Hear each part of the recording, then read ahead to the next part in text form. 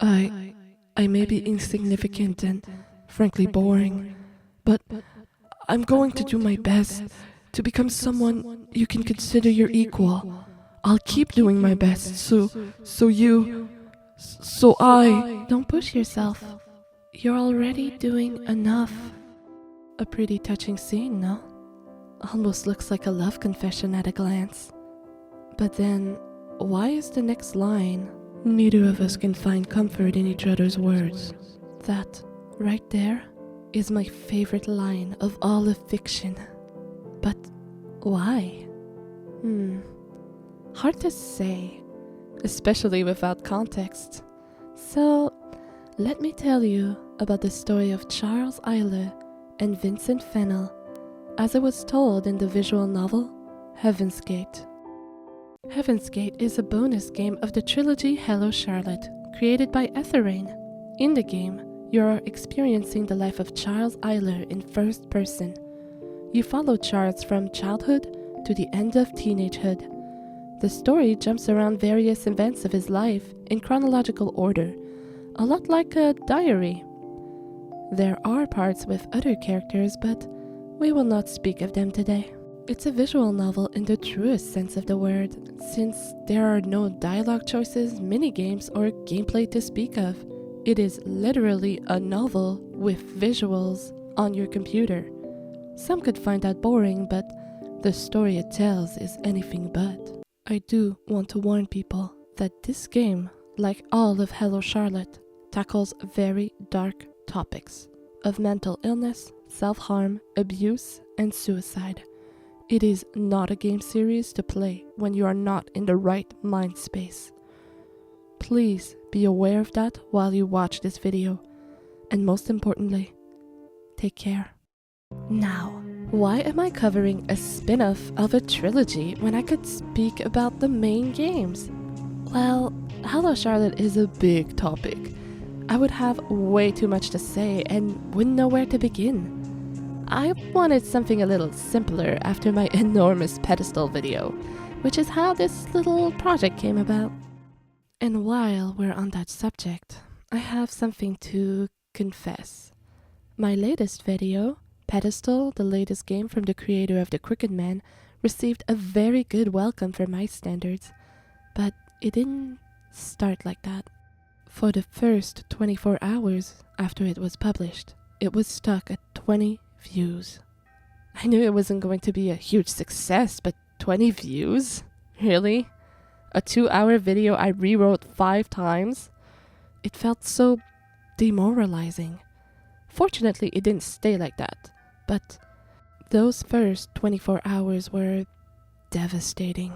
Now, why was it so poorly received at first? Well, the video came out around the time YouTube added a restricted mode that was sometime automatically enabled. I think it might have something to do with that, but who knows? What I'm sure of is that I can no longer count on YouTube to promote my stuff. I'm still doing this out of passion. I'm not hoping to be the next big YouTuber. I just want to share my love of unknown games and other weird pieces of media, but I do want to be heard. I don't want to just scream into the void. And somehow, some people actually want to hear me, and I can't thank you enough for that, but if YouTube is going to muffle my voice, then I have no choice. I must become what I swore never to be. An influencer. So, like and subscribe to be sure to never miss a video, and follow me on Instagram and Blue Sky, where I always post about upcoming videos. What have I become? I don't know if you noticed, but I really tried not to blast you guys with the like and subscribe speech you hear everywhere else. Since I'm not living off YouTube, it felt useless to do so. But alas, the world is a cruel place. And while I'm shamelessly promoting myself, I invite you to check out the comic I made for Inktober. If a modern retelling of Faust is your kind of thing, give it a read on Webtoon. Alright, I'm done. Back to the game. At the beginning of our story, Charles Eyler is a young child living with his single mother in a crappy apartment. His father is barely mentioned, but it's clearly a touchy subject. Charles's mother is shown to be kind and loving, but also erratic and prone to breakdowns. 1 minute, she can be calm, and the next, she freaks out over some laundry, throwing it in the air while shouting at her son. To this, young Charles can only apologize profusely without understanding what he has done wrong. His mother is also easily irritated, scolding Charles for talking too loud, running around, or even getting excited, basically for being a child. I don't think she's a bad person, but she's clearly going through a lot and it's having a negative impact on her son. As a result, Charles becomes a bit of an awkward kid and struggles to make friends in kindergarten, which is not a problem for another kid in his class. Vincent Fennel is the most popular boy in Charles's kindergarten class, a quiet kid who seems apathetic and emotionless. Despite that, he's well liked by his teachers and classmates. Vincent is always well behaved, intelligent, and gives away his toys to the other kids without seeming to care about it, which gets him a lot of praises and attention. Charles is pretty jealous of him, but Vincent's life isn't perfect. When it's time to pick up the kids at the end of the day, Vincent's parents rarely show up. He'll usually wait until all the other kids are gone, then walks home by himself. Charles's mother, despite all her faults, always comes, and even she remarks that making a child walk home by himself is unthinkable. Charles has seen Vincent smile only once. It was when they were playing in the park, as a trail of ants passed by. One of the ants had wings. "They're so small," noted Vincent. "We must be like gods to them, don't you think?" And he proceeds to rip out the wings of the ants. After that, Charles decided he didn't like Vincent very much. In elementary school, the two boys part ways as they go to different schools. Finally rid of his rival, Charles can finally shine.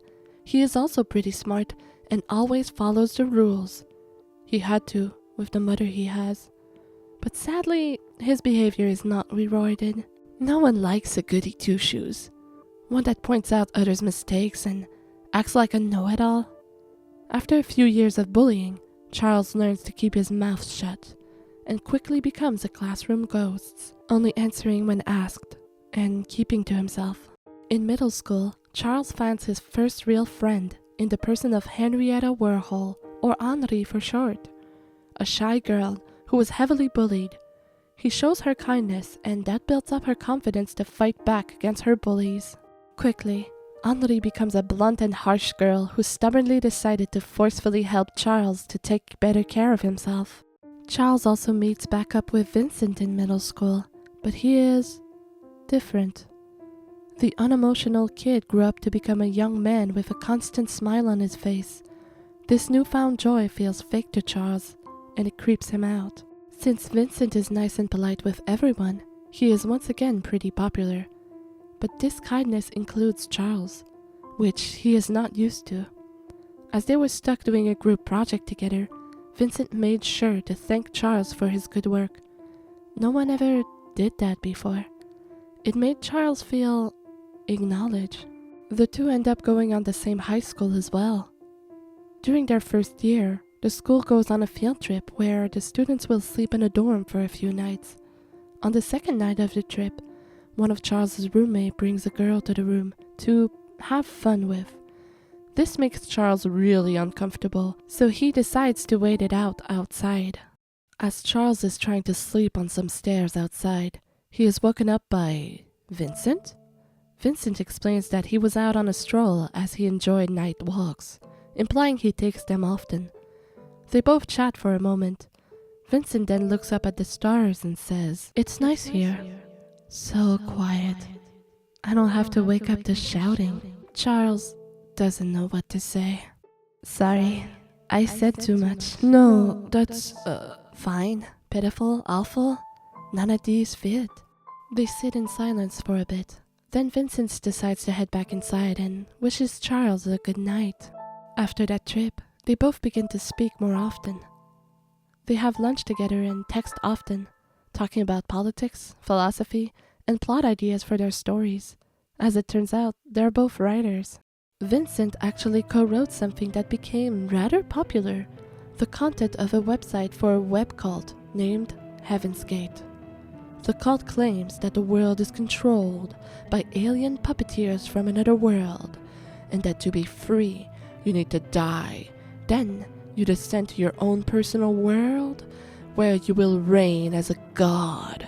This, of course, is a reference to the plot of Hello Charlotte, but the name Heaven's Gate is borrowed from a real-life cult, one that ended in mass suicide. I'm unsure why this web cult and game share a name with the real cult.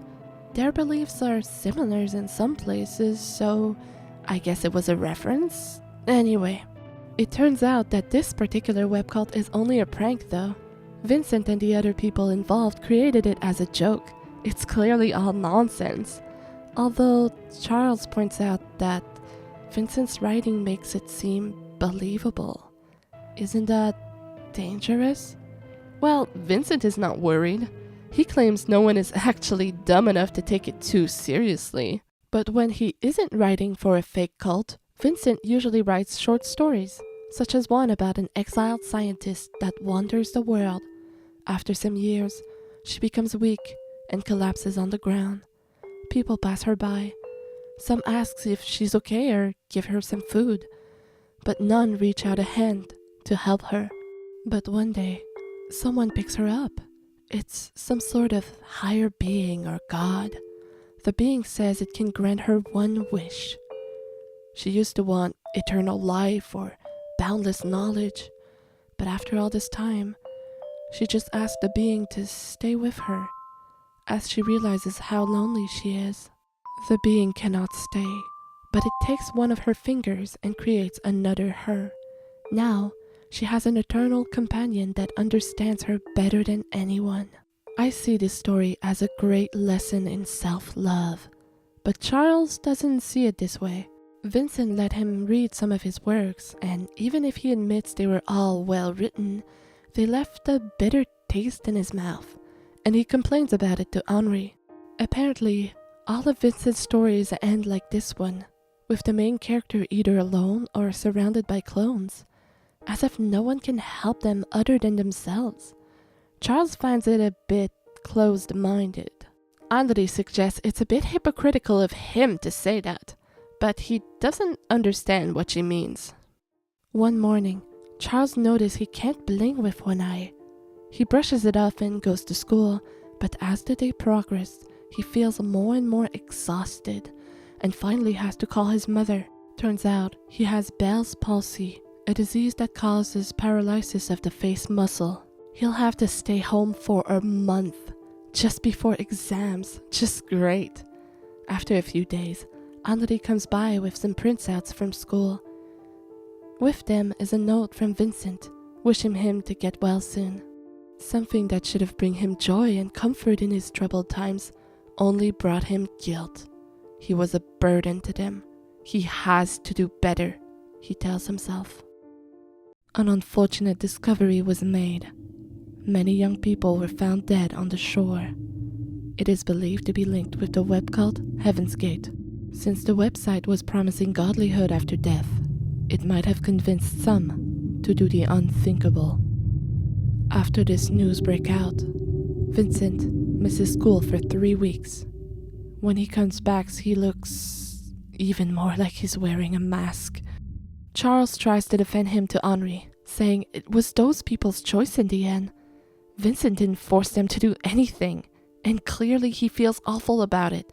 That's why he missed class and avoids him. Henri retorts that they can't know for sure. That's just Charles' biases talking. After all, Charles also worships Vincent like a god. Of course he would defend him beyond reason. Charles shoots back that Vincent is not like that. He's the kindest, most considerate person he knows. He clearly didn't mean for any of this to happen. Henri remarks that clearly Vincent has frightening abilities to control people. If he did it on purpose, he's a monster. If he didn't, he's careless. Either way, he's dangerous. We never find out Vincent's true feelings about Heavensgate. Maybe he did feel bad about the affair, like Charles claimed. Or Maybe he was numb to it. Maybe co-finding a web cult was just his teenage way of plucking wings from an ant. Charles just wishes Vincent would confide in him. It can't be good to shoulder all of this by himself. But Vincent was never the type to share his struggle. Not that Charles burdens him with his. Their relationship has mostly consisted of pleasant debates and fun, trivial conversations. Charles really wants to be something more for Vincent, but can that really happen? And just like that, it's time for graduation. Charles, Henri, and Vincent are done with high school and will enter young adulthood. Henri looks gorgeous in her prom dress, and Charles looks a lot like his father. He meets up with Vincent and is not sure what to say. The two haven't really spoken in a while. Vincent is as pleasant as ever and simply discusses some banalities with Charles.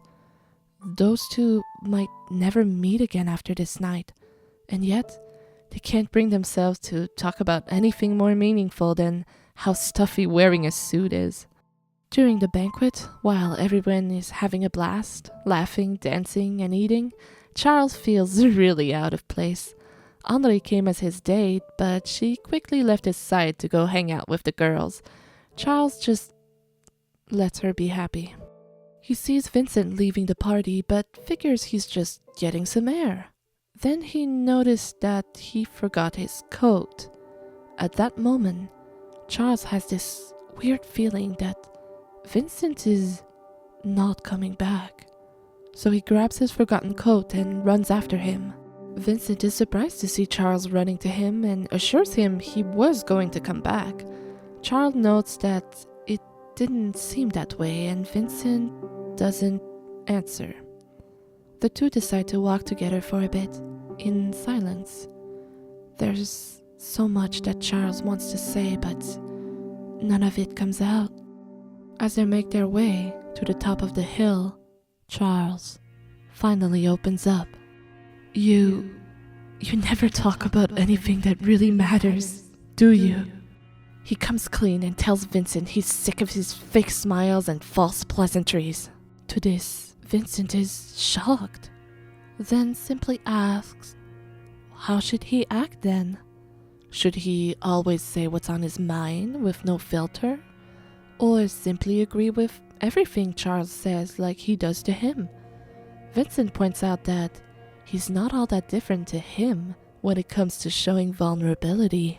Angry, Charles shoots back that he could at least ask for help sometimes, that Charles would be more than happy to help, or at least just listen. But he doesn't trust him enough to let him in. He doesn't trust anyone. Vincent does not refute that fact, but points out that the only one with a problem with it is Charles. Everyone else seems content with that fact, including Vincent himself. He then adds, "You're not the solution to my problems. Neither am I to yours, even though you seem to think otherwise." Charles is clearly hurt by the words, but doesn't give up. He admits that he really wants to get closer to Vincent. Ever since they were little, he looked up to him. His opinion always seemed to matter. He had a way to influence others so easily. Charles could never be more than a ghost. He even confesses that he wouldn't have mind losing his individuality if it meant being influenced by his. Vincent admits that he envies Charles for that. Vincent doesn't have anyone to look up to. He finds it hard to relate to other people. It feels like there's a wall between him and the rest of the world. It's not that he feels superior, but he simply feels disconnected from the rest. He loves people a lot, which is why he always tries to be pleasant and nice to everyone. But he can't bring himself to truly care about anyone or anything. As a kid, he gave out his toys like it was nothing. As a teen, he had very little personal possessions. He couldn't feel an emotional attachment for anything. After all, they were all just things.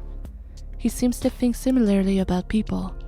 It saddens him and makes him very lonely, but he just finds it impossible to care.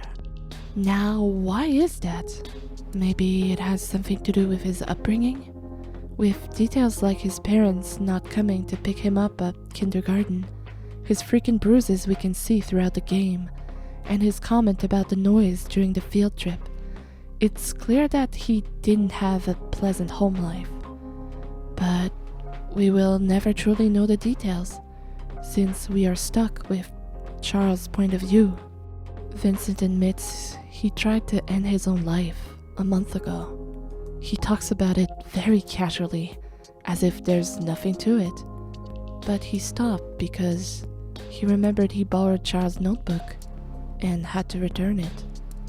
Just for that, he kept on living. Vincent surely doesn't hold anything to great importance, including his life. Charles breaks down, and it's here that the fateful line is said. I may be insignificant and frankly boring, but I'm going to do my best to become someone you can consider your equal, so that you won't be so alone. I'll keep doing my best. So I... Don't push yourself. You're already doing enough. Empty words and template phrases.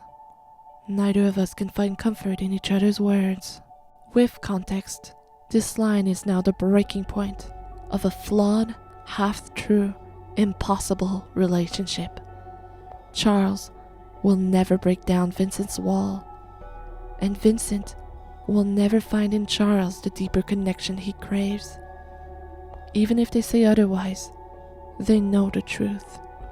And after a lifetime of cordial pleasantries, they can't believe each other's lies anymore. This hurts Charles the most. Somehow, he went from hating and envying Vincent to idolizing and almost worshipping him. He claims he wants to work hard to become his equal, but he can't become that as long as he treats him like a god. But Charles has trouble valuing himself. He needs to be needed, to be useful. If not, he feels like a burden. It's probably because of his mother that always needed things from him. If he couldn't provide, they were in trouble, and she'd get upset. So from a young age, he learned to be independent while looking after her, and needing help became synonymous with being a burden. Charles puts up wall just like Vincent does. He doesn't really let Henri help. He never really asked anything from Vincent. He felt guilty when they both sent him things while he was sick, as if he had something to do with that. But just like his unwell mother, that blamed him for things that were out of his control, he blames himself constantly. He feels like a bother to others, like he has to justify his existence over and over. But as long as he thinks like that, he also will never find an equal. So, why do I like this line so much? Well, have you ever tried to save someone? Fiction keeps telling you it's possible, that if you say the right things and care enough, your words will get through to them and the day will be saved. But that's not really how life works. And it's not really your place or your job to save people anyway. It's a bit sad, but it also means that it's not your fault if your words don't reach them. I think I like that a piece of fiction was telling me I can't do it, and that's okay. Hello Charlotte speaks of troubling themes such as these in such a unique way. Not for shock or drama, and it doesn't feel like it's out of a textbook. It feels lived in and raw and real. I always feel seen and understood when I come back to this series, which is why I love it so much. But what about our boys? Well, they congratulate each other for graduating and go their separate ways. We don't get to see their adult lives, but I'd like to think they made it out okay. Maybe their friendship really didn't grow past this point, but I am sure that this conversation had a profound impact on both of them. Thanks for watching this pretty personal video, all things considered. If you've never played Hello Charlotte, please don't play this game first. Play them in order. Episode 1, then 2, then 3, and then the bonus games. Trust me, it will be a much better experience. Again, you can like and subscribe or check out my comic, links in the description. But comments really are the things I love the most. So yeah, thanks again and have a good day.